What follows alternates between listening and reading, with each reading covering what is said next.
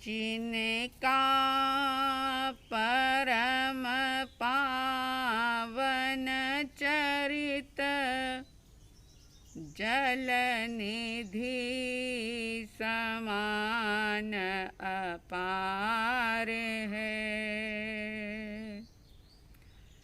जिनके गुणों के कथन में गणधर न पावे पार है। बस वीतराग विज्ञान ही जिनके कथन का सार है।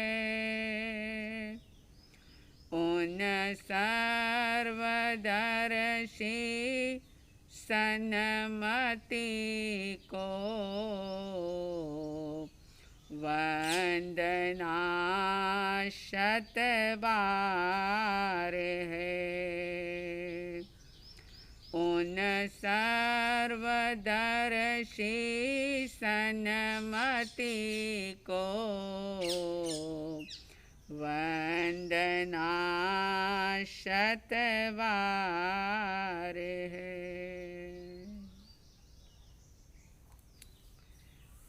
श्रद्धालु जिज्ञासु श्रोताओं,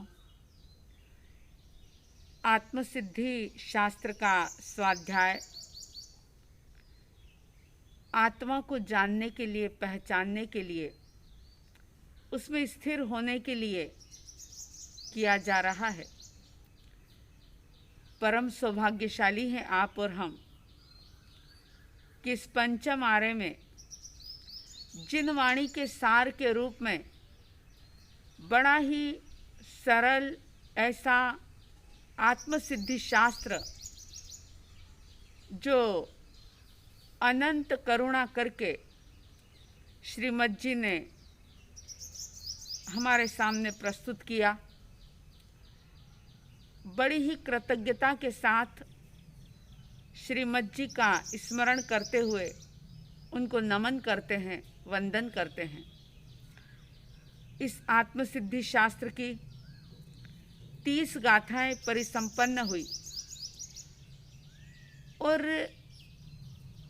पिछली कुछ गाथाओं में जैसा कि आप मतार्थी जीव के लक्षण के बारे में सुन रहे हैं, आपने सुना है, जाना है कि मुमुक्षु बने बिना मोक्ष की प्राप्ति नहीं होती और मुमुक्षु बनने के लिए मत को, अपने आग्रह को छोड़ना होता है। अपनी ही मानी हुई मति कल्पना जो है, जिसमें हमने धर्म मान लिया है, या कुल परंपरा का पालन करने के लिए जिस धर्म क्रियाओं को हम अपना रहे हैं, उसमें सार क्या है, उसका लक्ष्य आत्मा को पाने का है या नहीं है, ये बात जानना और समझना बहुत ज़रूरी है। जान करके, समझ करके उस व्यर्थ के आग्रह को, उन व्यर्थ के मतों को, क्योंकि ये बात बहुत गहराई से जाननी होगी कि जो मतवादी होगा वो तत्व की बात कभी जान नहीं पाएगा, और जो तत्व की बात नहीं जानेगा, अपने ही मत को तानेगा, तो भला वह मोक्ष तत्व को, आत्म तत्व को प्राप्त कैसे करेगा। इसलिए व्यर्थ के मत को, व्यर्थ के आग्रहों को, व्यर्थ की जिद को छोड़ना बहुत ज़रूरी है, और छोड़ने से पूर्व उसको जानना भी ज़रूरी है। तो सुन रहे थे आप मतार्थी के लक्षण। आइए 31वीं गाथा की बात करते हैं कि 31वीं गाथा में श्रीमद् जी क्या कह रहे हैं। उन्होंने कहा था ए पण जीव मतार्थना निज मानादि काज। ए पण जीव मतार्थना निज मानादि काज। पामे नहीं परमार्थ ने अण अधिकारी माज। ए पण जीव मतार्थना निज मानादि काज। जो निज यानी अपने मानादि काज, अभिमान के कारण से, अहंकार के कारण से अगर कोई शास्त्र का स्वाध्याय किया जा रहा है। देखिए, अहंकार भी दो प्रकार का होता है। एक अहंकार बाह्य पदार्थों को लेकर के, शरीर को लेकर के, शरीर की सुंदरता को लेकर के, धन को लेकर, वैभव को लेकर के जो अहंकार आता है वो बाह्य पदार्थों का अहंकार है। जाति का अहंकार, कुल का अहंकार, अपने ऐश्वर्य का अहंकार, अपने शरीर की सुंदरता का अहंकार। और इस अहंकार को तोड़ने के लिए ऋषि मुनियों ने, ज्ञानियों ने कई प्रकार के उपाय बताए हैं। उन्होंने कहा कि अगर शरीर की सुंदरता को लेकर के मन में अहंकार का भाव जागे, ईगो आए और दूसरा व्यक्ति हमें तुच्छ नजर आता है, तो उस समय में अपने इस शरीर की सुंदरता के साथ साथ इसके अंतर की जो स्थिति है, इसके भीतर की जो स्थिति है, उसको जरा देखना, सिर्फ कल्पना करना। क्योंकि ये शरीर जिस पर सुंदर चमड़ी का कवर लगा हुआ है, अंदर से बड़ा ही घिनौना है। अगर ये चमड़ी का कवर अलग कर दिया जाए, सिर्फ कल्पना करनी है कि जिस चमड़ी के, स्किन के रंग रूप को लेकर के मेरे मन में अहंकार का भाव जाग रहा है, अगर वो चमड़ी अलग हो जाए, अगर उसको थोड़ा सा अलग करके भीतर की स्थिति को देखें, तो ये देह इतना ज़्यादा घिनौना है, इतना ज़्यादा दुर्गंधमय है कि व्यक्ति स्वयं ही स्वयं के शरीर से घृणा करने लगेगा। तो पुद्गलों के स्वभाव को देख करके अपने ईगो को ख़त्म करना। लेकिन यहाँ से अगर व्यक्ति हट गया, यानी पुद्गलों का जो अहंकार है, धन का, वैभव का, सत्ता का, रूप का, जाति का, कुल का, उससे उसने अपने आप को हटा लिया। मगर अगर उसने अपने को धर्म साधना में लगा दिया, बाहर के अहंकार को हटाया, धर्म साधना में अपने आप को लगाया, शास्त्र का स्वाध्याय किया और धार्मिक अनुष्ठान किए अपने अहंकार को तोड़ने के लिए, तो उन धार्मिक अनुष्ठानों से, शास्त्र के स्वाध्याय से, शास्त्र में वर्णित बातों को जान करके उसके बाहर का जो अहंकार था वह तो कुछ मंद हो गया, कम हो गया। लेकिन शास्त्र को पढ़ करके अगर वह अपनी विद्वत्ता का प्रदर्शन करने का उसको माध्यम बना ले, उसका उद्देश्य आत्मविशुद्धि ना हो, स्वयं की खोज ना हो, स्वयं को जानने की जिज्ञासा ना हो, और उस शास्त्र का बोझ भी अगर वह दिल दिमाग में ढोता रहे और दूसरों को नीचा दिखाने के लिए या अपनी विद्वत्ता का प्रदर्शन करने के लिए अगर वह उस ज्ञान का इस्तेमाल करे तो वह भी एक प्रकार का मान होगा, अभिमान होगा। और जहाँ अभिमान होगा वहाँ निश्चित रूप से क्रोध भी होगा, और जहाँ क्रोध और अभिमान दोनों होंगे वहाँ माया भी होगी और लोभ भी होगा। और जहाँ ये कषाय तीव्र रूप से होगा भला वहाँ आत्मा का बोध या आत्मा का अनुभव या आत्मा की जागृति कभी भी हो नहीं सकती।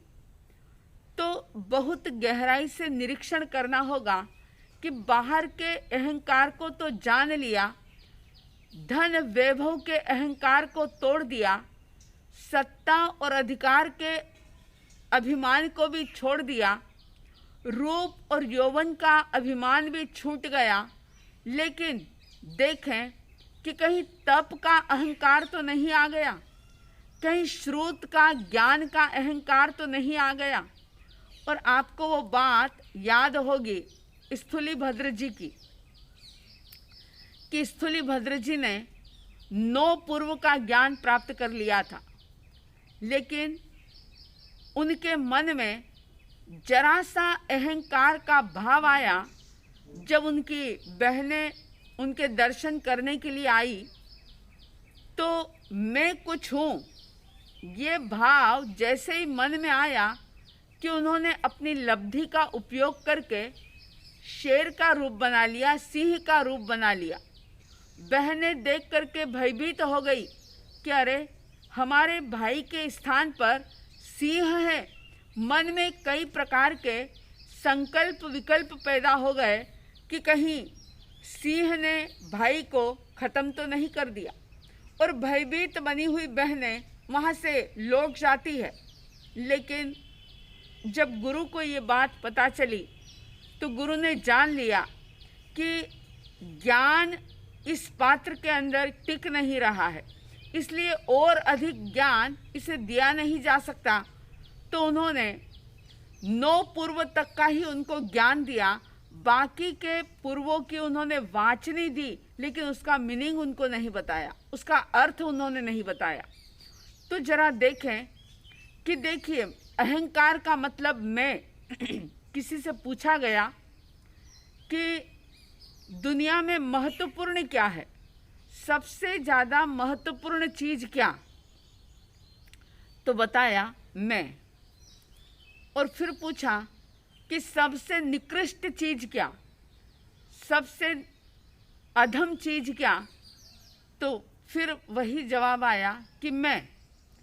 अब एक मैं जो है वो आत्मबोधक है, मैं यानी आत्मा, और दूसरा मैं जब उसके साथ कुछ लग जाता है, मैं कुछ हूँ, मैं धनवान, मैं रूपवान, मैं सत्तावान, मैं अमुक अधिकारी, मैं अमुक व्यक्ति, यानी मैं के साथ जब कुछ और लग जाता है तो वह अहंकार का प्रदर्शन होता है। और जहाँ अहंकार होता है वहाँ पर मुमुक्षुता नहीं होती। इस 31वीं गाथा के अंदर श्रीमद जी यही कह रहे हैं, ए पण जीव मतार्थना निज मानादि काज पामे नहीं परमार्थ ने। अहंकारी आदमी अगर 32 आगमों को भी पढ़ ले, कंठस्थ कर ले, और उस आगम के उद्देश्य को अगर ना जाने, मेरा लक्ष्य क्या है, मेरा गोल क्या है, अगर वो ना जाने तो फिर वो आगमों के बोझ को ढोएगा, उसका परम अर्थ जान नहीं पाएगा, क्योंकि जिज्ञासा ही नहीं होगी। सिर्फ वाचा ज्ञान होगा, वो ज्ञान वाणी से प्रकट होगा, लोगों में विद्वत्ता का प्रदर्शन होगा और भीतर में अहंकार का पोषण होगा। तो कहा कि ऐसा व्यक्ति परमार्थ को नहीं जानेगा, और जो परमार्थ को नहीं जानेगा वह उस परम अर्थ को पाने का अधिकारी नहीं होगा। उसके अंदर वो योग्यता नहीं होगी, वो पात्रता नहीं होगी।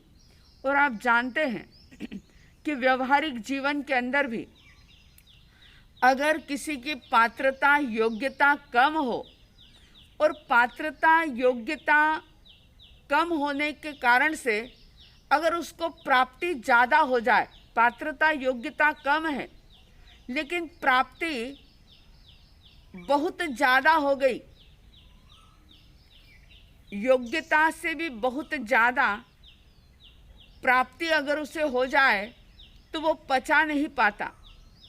योग्यता और पात्रता के अभाव में प्राप्ति ज़्यादा समय तक टिक नहीं पाती, पच नहीं पाती।